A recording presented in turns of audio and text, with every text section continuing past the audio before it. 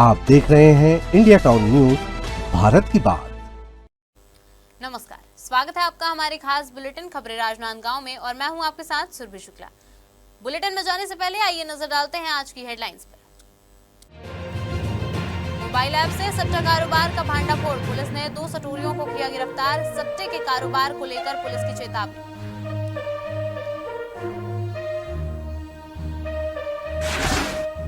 ग्राम चिचोला में 14 वर्षीय बालिका की निर्मम हत्या, कैंडल मार्च में शामिल हुए सैकड़ों ग्रामीण, आरोपियों को कड़ी सजा की मांग।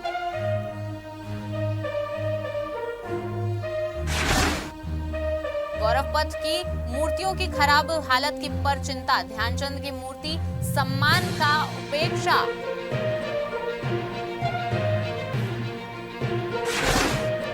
यातायात नियमों का उल्लंघन, पुलिस की सख्त कार्रवाई, 104 चालकों से 38,500 जुर्माना वसूला।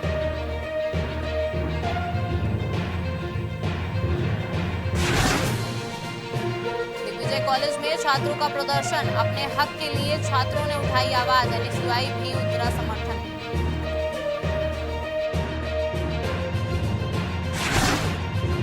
ग्राम चिचोला की 14 वर्षीय बालिका की निर्मम हत्या ने पूरे क्षेत्र को झकझोर कर रख दिया है। इस दिल दहला देने वाली घटना के विरोध में और पीड़िता को न्याय दिलाने के लिए ग्राम पंचायत सरपंच के नेतृत्व में सैकड़ों ग्रामीणों ने विशाल कैंडल मार्च निकाला। हाथों में मोमबत्तियां लिए हुए युवाओं और ग्रामीणों ने एकजुट होकर आरोपियों को कड़ी से कड़ी सजा देने की मांग की।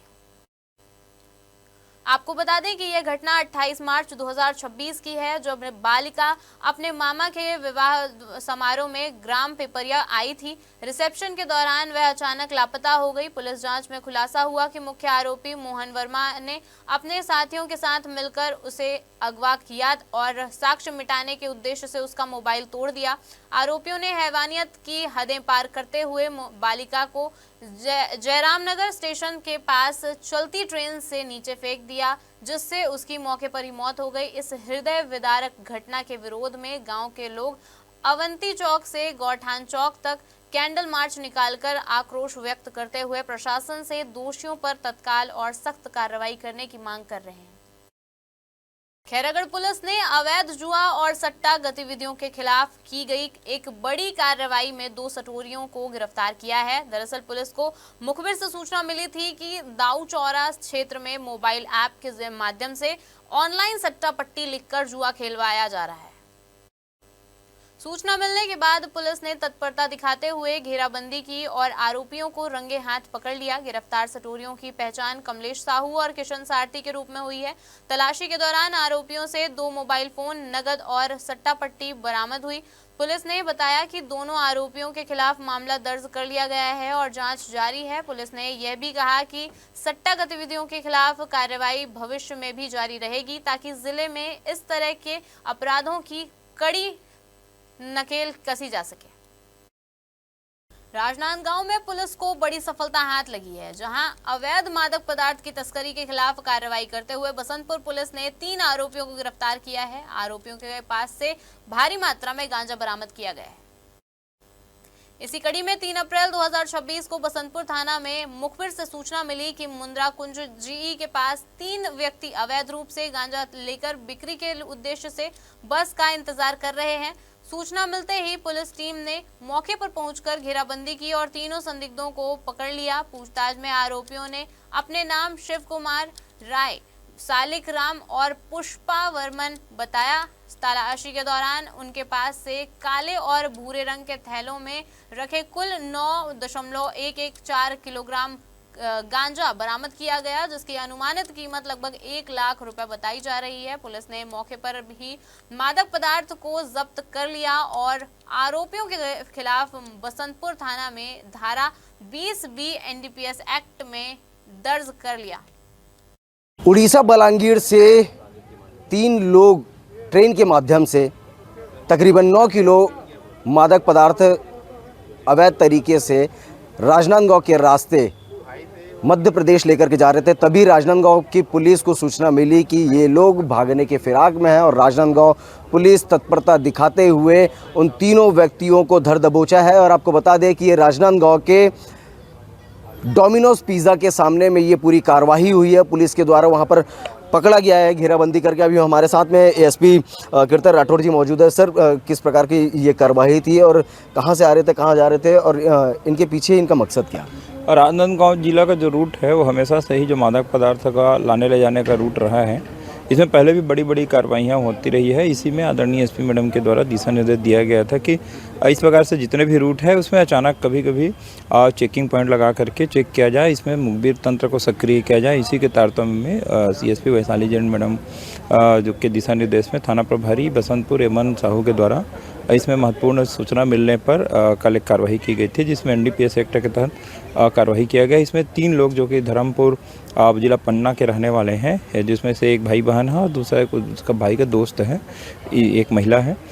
इनके द्वारा बस में 10 किलो के लगभग गांजा जो है परिवहन करते हुए पाया गया अवैध रूप से। इनसे प्राथमिक तौर पर पूछताछ करने पर इन लोग जिला बलांगीर और उड़ीसा से लेकर के आना और उसको जबलपुर के एरिया में ले जा करके खपाना बताए हैं। पहले भी इनके द्वारा इस प्रकार के कई बार घटनाओं को अंजाम देना बताया गया है। तीनों का मोबाइल नंबर जब्त करके इसमें सीडीआर भी निकाल रहे हैं। इसमें लोकल लोगों का किसी प्रकार का जो संलिप्तता तो नहीं है और इसको कहाँ ले जा करके इन लोग देते या कहाँ से ला रहे हैं, उनको भी इन टू इन विवेचना के तहत इसमें कार्रवाई की जाएगी। और इसमें जो जहाँ से लोग ओरिजिन करके लेके आ रहे थे और जिसके माध्यम से लाए थे उनको और जहाँ ले जा रहे थे उनको प्रकरण में आगे विवेचना के दौरान आरोपी बना करके एनडीपीएस एक्ट के तहत विधिवत कार्रवाई की जाएगी। सर, इनकी ये पहली खेप थी या नहीं? इनका पहले भी इन लोग कई बार अपने मुंह से बताए हैं बातचीत में कि पहले भी 3-4 बार इन लोग इस प्रकार से परिवहन किए हैं। कब किए हैं, कैसे किए हैं, इसी के संबंध में सीडीआर पर जो स्थिति है स्पष्ट हो पाएगी। पुलिस की इस कार्रवाई पर लोगों की अब सराहनीय भूमिका भी यहाँ पर सामने में नज़र में आ रही है। लेकिन आपको बता दें कि उड़ीसा के बलांगीर से तकरीबन 9 किलो 3 बैग में भर करके गांजा की परिवहन किया जा रहा था, जिसको राजनांदगांव के डोमिनोज पिज़्ज़ा के सामने में धर दबोचा है। भीषण गर्मी को देखते हुए छत्तीसगढ़ चैंबर ऑफ कॉमर्स द्वारा मानव सेवा की दिशा में एक सराहनीय और अभिनव पहल की गई है। जी हां, संस्था ने शहर में कुल 11 जगहों पर शुद्ध पेयजल के प्याऊ घर शुरू किए हैं, जिसमें आम नागरिकों को राहत मिल सकेगी। संस्था के पदाधिकारियों ने बताया कि गर्मी के मौसम में बढ़ती तापमान और पेयजल की समस्या को ध्यान में रखते हुए यह निर्णय लिया गया है। इन प्याऊ केंद्रों पर राहगीरों, मजदूरों और आमजन के लिए निःशुल्क स्वच्छ और ठंडा पेयजल उपलब्ध कराया जाएगा। विशेष बात यह है कि इस पहल के तहत 3 चलित प्याऊ भी संचालित किए जाएंगे। ये चलित प्याऊ उन क्षेत्रों में पहुंचेंगे जहां पानी की अधिक समस्या है या जहां लोगों की भीड़ अधिक रहती है। इससे जरूरतमंद लोगों तक समय पर पानी पहुंचाया जा सकेगा और उनकी प्यास बुझाई जा सकेगी। संस्था के इस प्रयास को शहरवासियों ने सराहा है और इसे गर्मी के मौसम में एक बड़ी राहत बताया है। हमने 10 दिन पहले बैठक करी थी चैम्बर की कोर कमेटी की। उसमें लगभग हम 50 सदस्य उपस्थित हुए थे। हमने स्टार्ट किया था शीतला माता मंदिर में। अष्टमी के हवन के दिन हमने 6000 गिलास दूध कोल्ड ड्रिंक पिलाई थी। उसी दिन हमने मीटिंग में तय किया था कि हमने 11 प्याऊ खोलनी है, उसमें 8 स्थायी रहेगी और 3 चलित प्याऊ। तो 8 स्थायी प्याऊ में हमने 2 का उद्घाटन तो कर दिया। एक है अरुणोदय एजेंसी जी रोड में, उसको चलाने के लिए हार्डवेयर संघ देख रहा है। सेकंड आज उद्घाटन हुआ है, उसको मोबाइल एसोसिएशन देख रहा है। बुधवार को एक प्याऊ का उद्घाटन होना है जी रोड में, उसको किराना व्यापारी संघ देख रहे हैं। उसके बाद गुरुवार को उद्घाटन होगा, जिला सराफा कर रहा है भारत माता चौक में। उसके बाद एक प्याऊ का उद्घाटन होना है सदर पाटा की तरफ से, वो होगा बाल गोविंद चौक में। और उसके बाद हमने 3 चलित प्याऊ की व्यवस्था करी है। उसमें हमारे 2 सदस्य के परिवार के किसी स्मृति के में हो रहा है और एक एकता साड़ी वाले हैं बैद जी करके, एक उनके स्वर्गवास के उसमें स्मृति में प्याऊ को। तीनों चलित प्याऊ हम हाथ ठेले में खोल रहे हैं। पिछली बार हमने ई रिक्शे में किया था, मगर हमको लगता है कि हाथ ठेले में ज़्यादा यूज़ आएगा। वक्त हो चुका है एक छोटे से ब्रेक का। बने रहिए इंडिया टाउन न्यूज के साथ। कभी कभी चेहरे का छुपा दर्द दुनिया नहीं देख पाती है। दाग, मुहासे, झाइयां सब आपके आत्मविश्वास को कम कर देता है, पर अब नहीं, क्योंकि Rukhsana glow and fair face pack जो दे आपकी स्किन को वो प्यार जो सिर्फ प्रकृति दे सकती है। हर लेयर को साफ करे, हर दाग को करे हल्का और आपकी मुस्कान फिर से लौटाए। Because you deserve to glow naturally. Rukhsana herbal beauty product Amazon, Meesho और फ्लिपकार्ट में भी उपलब्ध।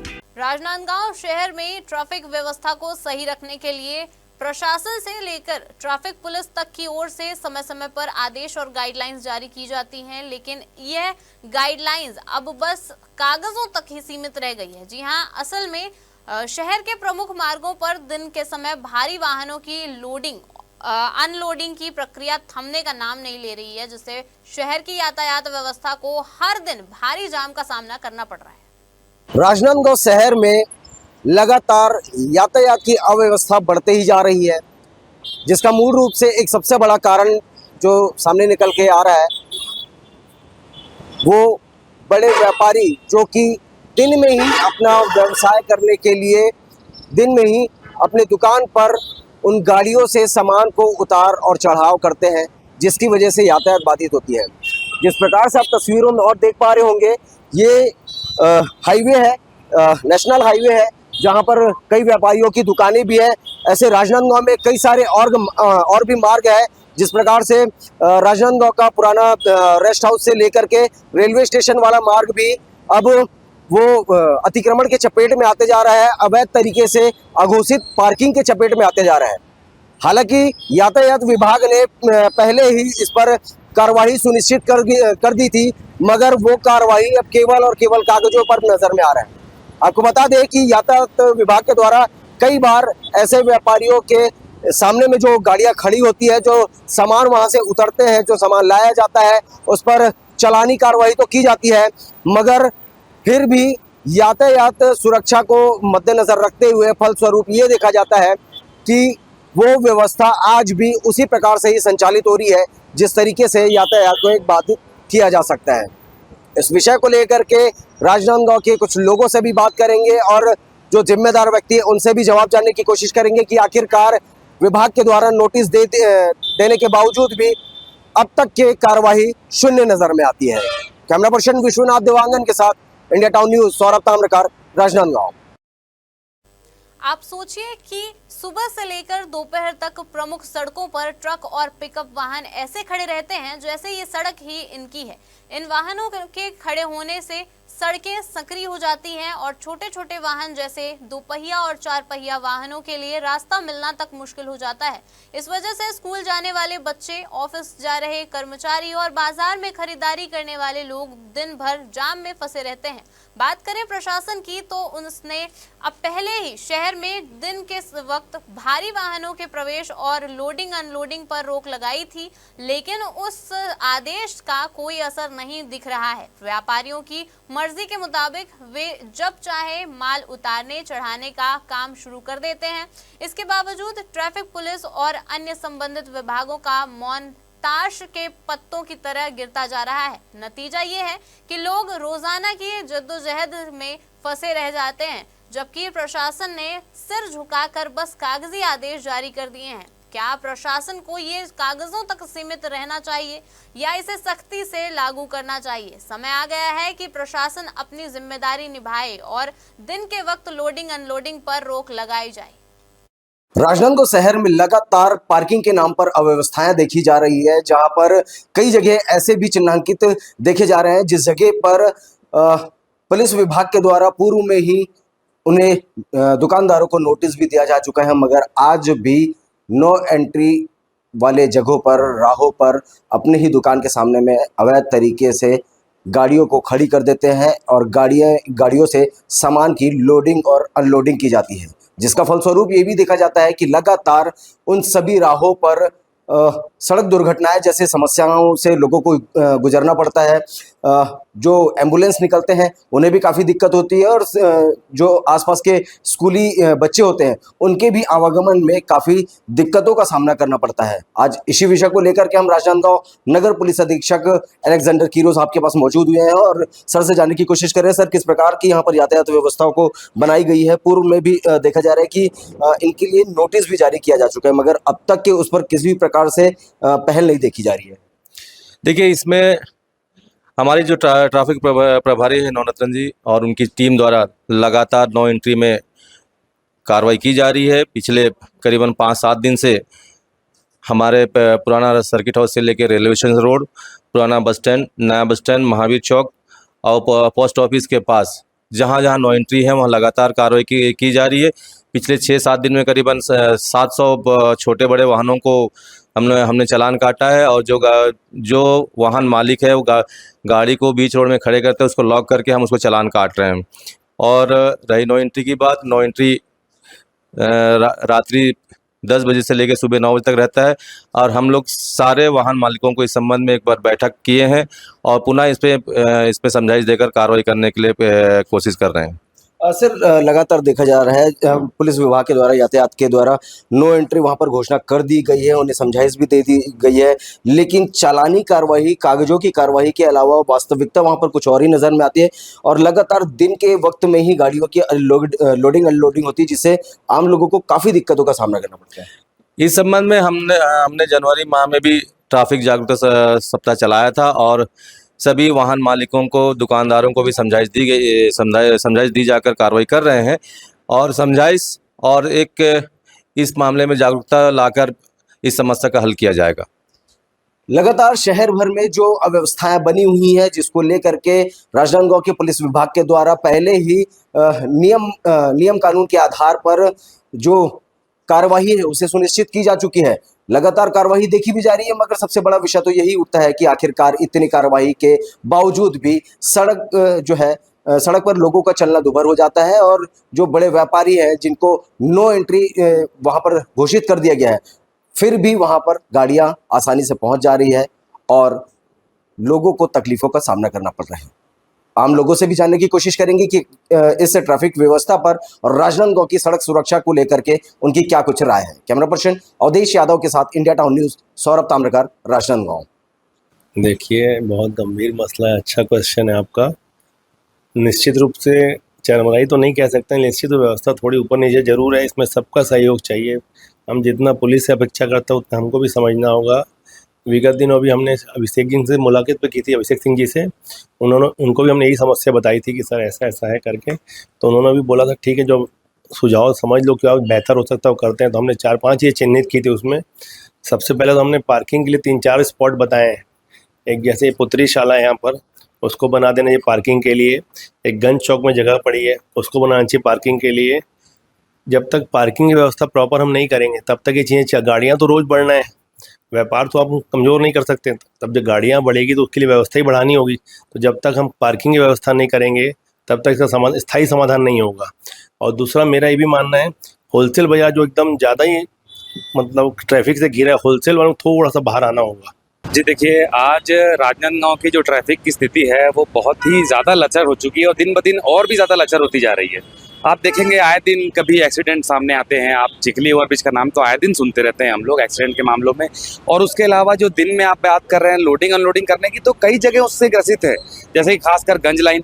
उसके अलावा स्टेशन से लेकर आप पुराना रेस्ट हाउस रोड चले जाएँ, आप जयस्तंभ चौक की ओर चले जाएँ, आप महावीर चौक आ जाएँ, सब जगह लगभग आपको दिन के समय में लोडिंग अनलोडिंग करती गाड़ियां दिखेंगी। भरकापारा रोड में अभी थोड़ी देर पहले बहुत बुरी तरह से जाम लगा हुआ था, वहां पर 2-3 गाड़ियां खुलेआम रोक करके अनलोडिंग कर रही थी। तो ये सब में प्रशासन का ध्यान होने के बजाय केवल आम जनता को परेशान करने में और केवल वसूली करने में जो है ट्रैफिक प्रशासन का ध्यान है। तो इसमें ध्यान अपना हटाते हुए जो मूलभूत समस्या है उस पर ट्रैफिक विभाग को ध्यान देना चाहिए।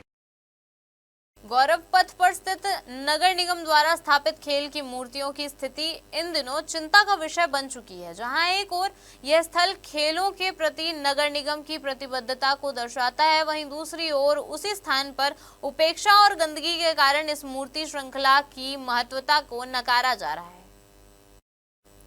गौरव पथ पर जहां 3 मूर्तियां स्थापित की गई हैं, उनमें एक प्रमुख मूर्ति हॉकी के जादूगर मेजर ध्यानचंद की भी है। इस मूर्ति को देखकर खेल के प्रति सम्मान और श्रद्धा का अनुभव होता है, लेकिन अब स्थिति यह है कि मूर्ति अपनी स्थिति से ज्यादा एक खराब हालत में बदल चुकी है। न केवल ध्यानचंद की मूर्ति की देखरेख नहीं हो रही है, बल्कि आसपास का इलाका भी गंदगी और अव्यवस्था से घिर चुका है। सबसे चौंकाने वाली बात तो यह है कि वही स्थल जहां खेलों का सौंदर्यीकरण किया गया था, अब उसी की हालत खराब हो चुकी है। अधिकारियों से संवाद करने पर यह पता चला कि ध्यानचंद के साथ साथ खेल से जुड़ी एक और मूर्ति गायब है। ऐसे में सवाल उठता है कि क्या यह कोई खेल का सम्मान है या फिर यह दर्शाता है कि हम खेलों को सिर्फ दिखावा मानते हैं। शहर में यातायात व्यवस्था को सुदृढ़ बनाए रखने के उद्देश्य से यातायात पुलिस द्वारा नियमों का उल्लंघन करने वाले वाहन चालकों के विरुद्ध सख्त अभियान चलाया गया। इस दौरान कुल 104 वाहन चालकों से 38,500 का जुर्माना वसूला गया।